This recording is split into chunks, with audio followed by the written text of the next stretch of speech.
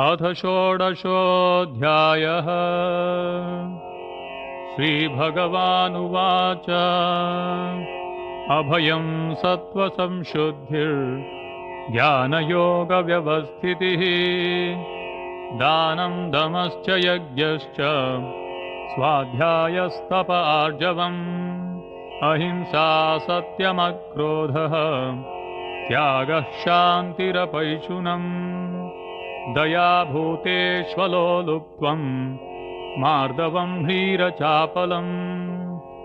तेजः क्षमा धृतिः शौचम् अद्रोहो नातिमानिता भवन्ति सम्पदम् दैवीम् अभिजातस्य भारत दम्भो दर्पोऽभिमानश्च क्रोधः पारुष्यमेव च अज्ञानं चाभिजातस्य पार्थसम्पदमासुरीम् दैवी सम्पद्विमोक्षाय निबन्धायासुरीमता मा शुचः सम्पदं दैवीम् अभिजातोऽसि पाण्डव द्वौ भूतसर्गौ लोकेऽस्मिन् दैव आसुर एव च दैवो विस्तरशः प्रोक्त आसुरं पार्थ मे शृणु प्रवृत्तिं च निवृत्तिं च जना न विदुरासुराः न शौचं नापि चाचारो न सत्यं तेषु विद्यते असत्यमप्रतिष्ठं ते जगदाहुरनीश्वरम् अपरस्परसम्भूतम् किमन्यत्कामहैतुकम् एतां दृष्टिमवष्टभ्य नष्टात्मानोऽल्पबुद्धयः प्रभवन्त्युग्रकर्माणः क्षयाय जगतो हिताः काममाश्रित्य दुष्पूरम् दम्भमानमदान्विताः मोहाद् गृहीत्वा सद्ग्राहान् प्रवर्तन्ते शुचिव्रताः चिन्तामपरिमेयां च प्रलयान्तामुपाश्रिताः कामोपभोगपरमाम् एतावदिति निश्चिताः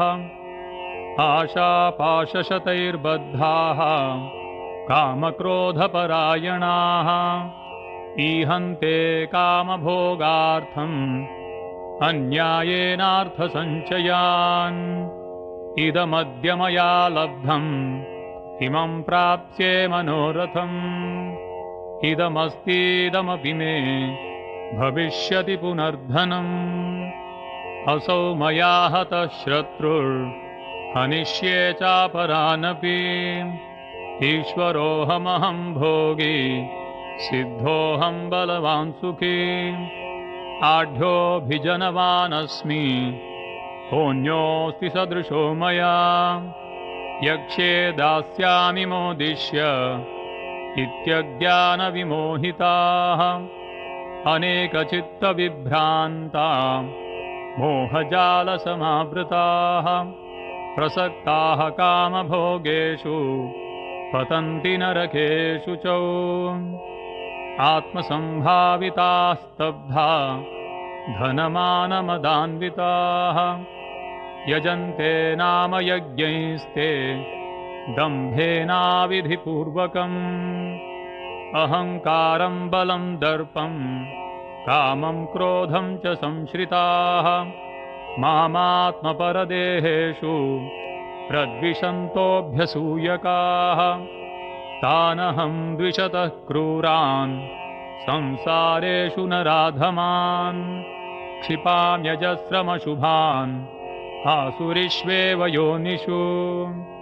आसुरीं योनिमापन्ना